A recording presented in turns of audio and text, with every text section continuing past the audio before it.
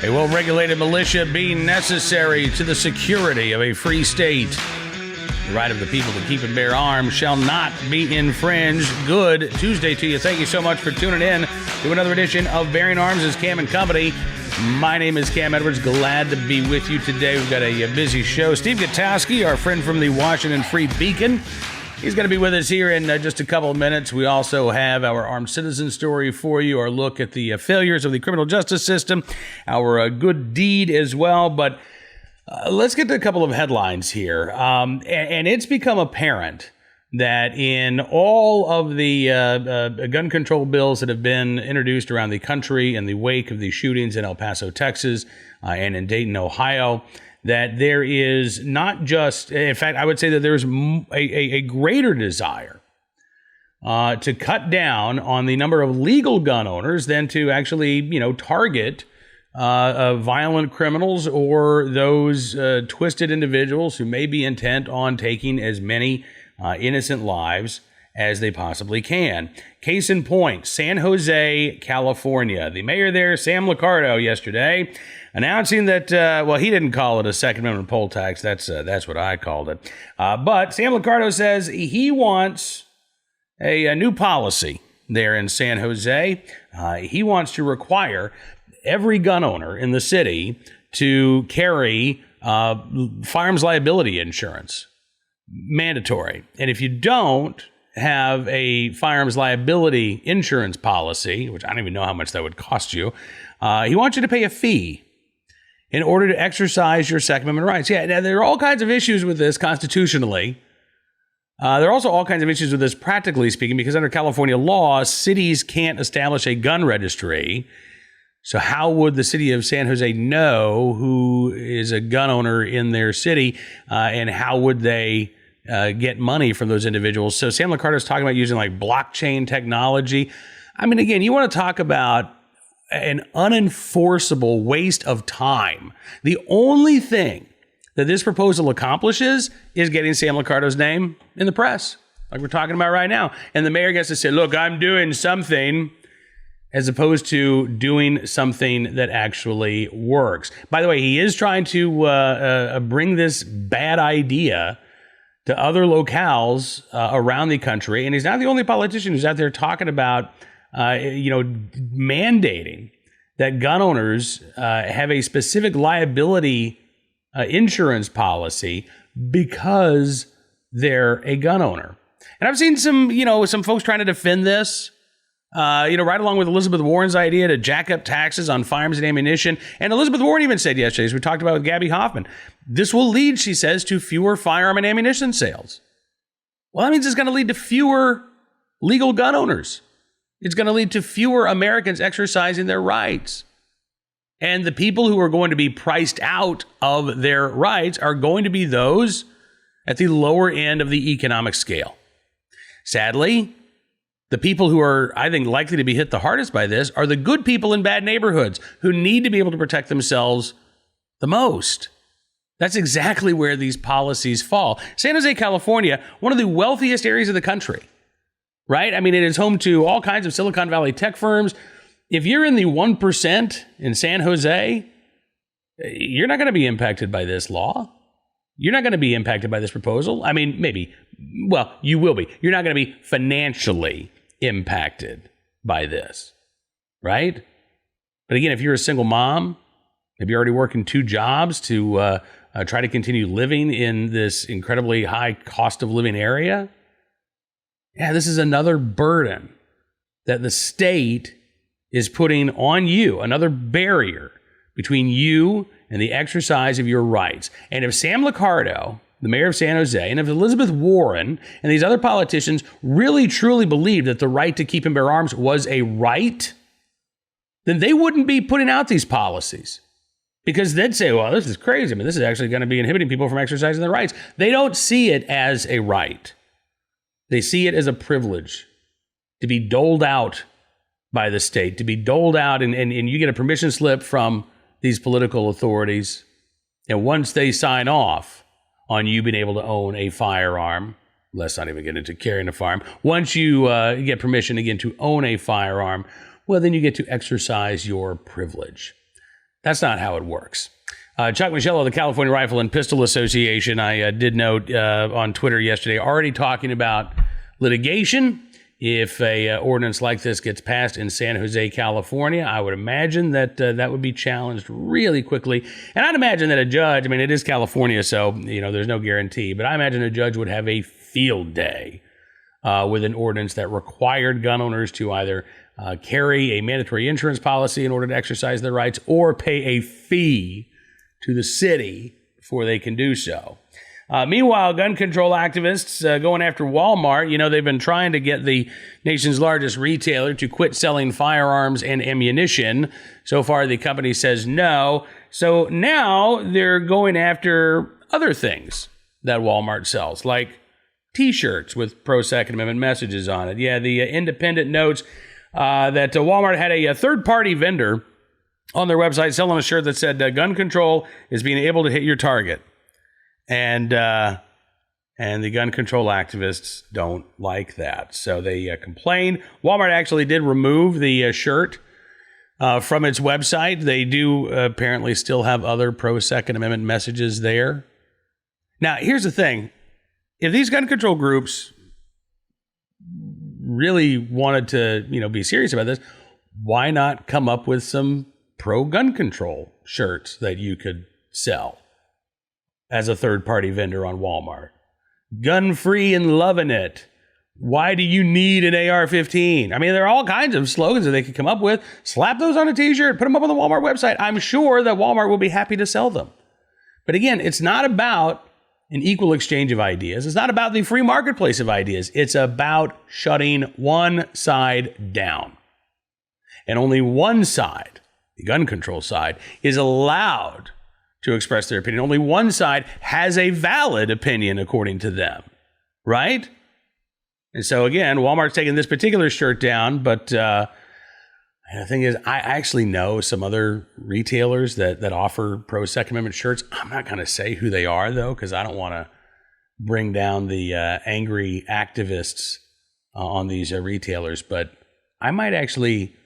I actually bought a couple of these pro-Second Amendment shirts not long ago. We might have to have a little giveaway here on Bearing Arms' Cam and Company before long, just to celebrate and support our right to keep and bear arms. So as I mentioned, Stephen Gutowski of the Washington Free Beacon, able to spend a couple of minutes with us. It's good to check in with Stephen about where things stand right now in terms of the gun control debate. We have seen some action at the state level, by the way. North Carolina Governor Rory Cooper out there yesterday calling for the passage of two gun control bills that have been stuck there in the state legislature. One's a red flag law. It's a really bad one. We've got a piece of Bearing Arms right now talking about this. The other is an omnibus gun control bill, which does everything from establish a 72-hour waiting period to purchase a firearm, to storage mandates, to lost or stolen reporting requirements, and much more. And this is a bill that, again, North Carolina Governor Rory Cooper is now demanding that lawmakers pass. So how likely are we to see, by the way, in New Hampshire, we saw Chris Sununu, the governor there, veto 3 pieces of gun control legislation. He's been getting protests from gun control activists. So even while Congress is out of session, there is still certainly a lot happening at the state level, which is why I do believe you need to be talking to your state lawmakers as well. We talked with Stephen Gutowski about the latest goings on in the push for gun control. Take a look and a listen. One of the things that we're witnessing right now are 24 or so Democratic presidential candidates who are all offering up their gun control proposals. Many of them had these plans and they had rolled them out before the attacks in El Paso and Dayton, but they're now using this to revisit their gun control policies. Elizabeth Warren coming out over the weekend with a laundry list. Basically, every gun control proposal that's been out there for the past 10 years or so, Elizabeth Warren said, yeah, I want to put this on the books. With the exception, I think, of smart gun legislation. I don't think she mentioned that. But really, virtually, everything else. And even at the local level, we've got the mayor of San Jose, Sam Liccardo, who is now proposing that every legal gun owner in San Jose be required to carry some sort of gun liability insurance policy. And if they don't do that, he says he wants them to pay a fee to the city of San Jose in order to continue to exercise their constitutional rights. Right. I will say that, well, first of all, Warren's proposal is sort of a lot like Cory Booker's in that it was just kind of everything that gun control activists have been pushing for the last 20 years or whatever. They were just like, sure, put it all in there. Right. Do it all. Not really a lot of new thought on the matter, just sort of collection of what sort of the deepest blue states have already done on guns. Certainly the attacks have brought obviously attention to this issue in the Democratic primary. That's one thing that's for sure, and it has probably driven them further to the left on the issue. All of the candidates. I mean, it's interesting because I think last time I was on, we had talked about how the issue had sort of receded from the primary. Essentially, it sort of disappeared by the second debates, the second round of debates. And now, obviously, you've seen it's resurged right back up because of these attacks, which, that's sort of a natural outcome of these things. The party that's more supportive of gun control, being the Democrats, are going to move towards more gun control in the wake of a shooting. That's sort of how this works. Whether or not that will pay off at the ballot box is a big question, I would say. Well, exactly. And I do think that one change that we've seen is a greater willingness to, it used to be that politicians would say, listen, I want to have all these gun control laws on the books, but I respect your Second Amendment rights. Now you've got Elizabeth Warren who's talking about, listen, I want to raise taxes on firearms and ammunition so that fewer guns and ammunition will be sold.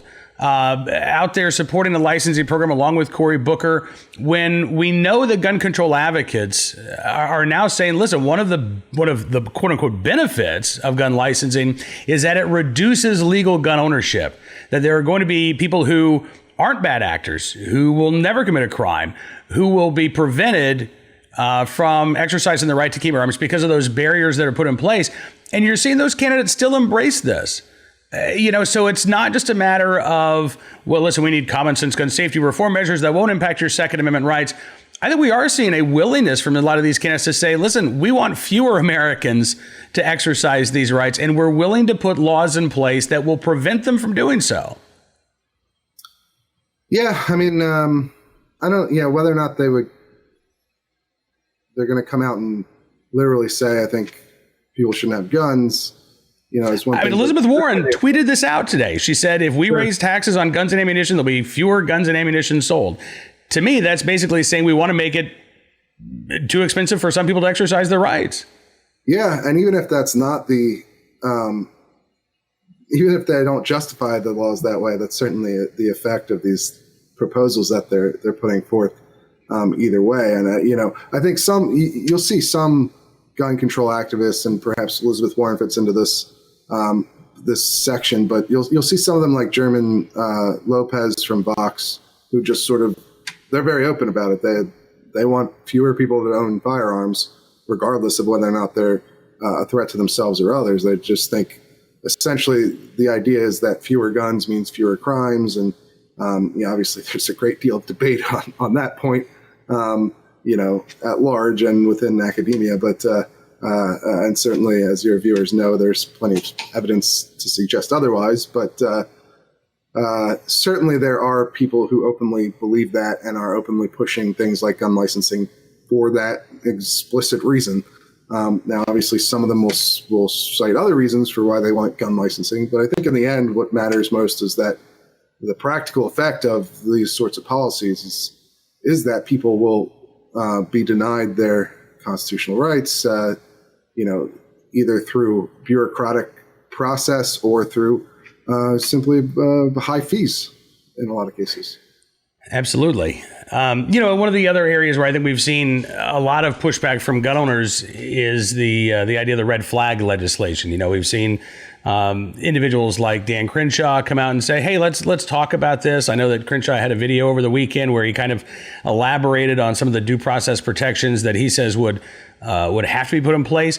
But it was interesting, you could hear and see the frustration in Dan Crenshaw's voice when he was talking about the response. And I got to say, I thought it was a little off for Representative Crenshaw to say, listen, we're not talking about those bad red flag laws. We're talking about different red flag laws, because I haven't heard that. What I've heard from Republicans is that, hey, these laws have worked, so we need to look at doing this, or at least empowering states. I haven't heard a lot of talk from people like Marco Rubio or Dan Crenshaw about the problems and some of the red flag laws that exist.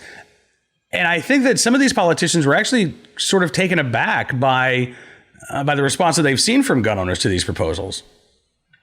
Yeah, probably. I mean, I think to your average Republican on Capitol Hill, they look at the options as laid out in the last week and think, oh, red flag laws, that's the less controversial proposal. And so when they say, oh, yeah, I support red flag laws, I think they expect less pushback. But obviously, red flag laws, while I think there are certainly people on the right, certainly conservatives, and even the NRA to an extent, who support the basic concept of a red flag law, of a gun violence restraining order, this sort of, if you can prove through a court process that has proper due process protections in place that somebody is a threat to themselves or others, via evidence, and the person is given the opportunity to defend themselves in court, that temporarily removing their guns could be one of these solutions to the problems that we have, especially when it comes more so to suicide than mass shootings, because obviously mass shootings are extremely rare occurrences and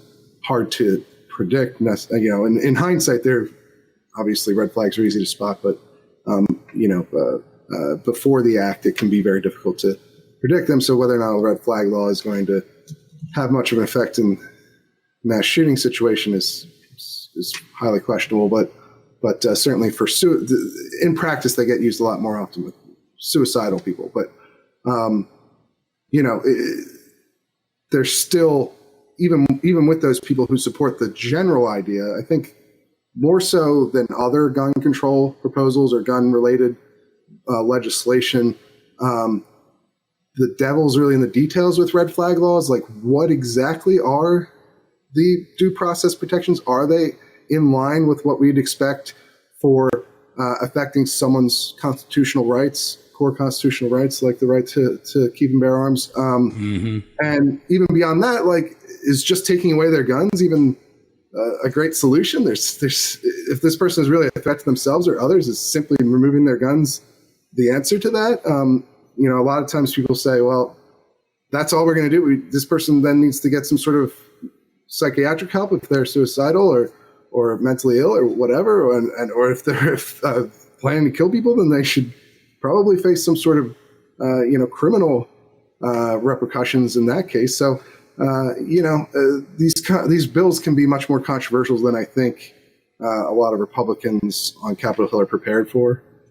Yeah, no, I think you're right, and you're absolutely correct when you say the devils are in the details, and part of the problem is we don't have detailed discussion about individual pieces of legislation. We generally talk about it at the 30,000 foot level, and with 17 states adopting these red flag laws, and they're all sort of different, you do have to burrow down, right? And I think politicians and the public and the media, I don't think any of us are really good at having those in-depth discussions. And so I think that's a problem that we're going to have to address. And, the other issue that you bring up is, again, these situations where, okay, we're going to take the guns away, we're going to leave the person behind. I'm one of those who I'm willing to listen to these red flag proposals.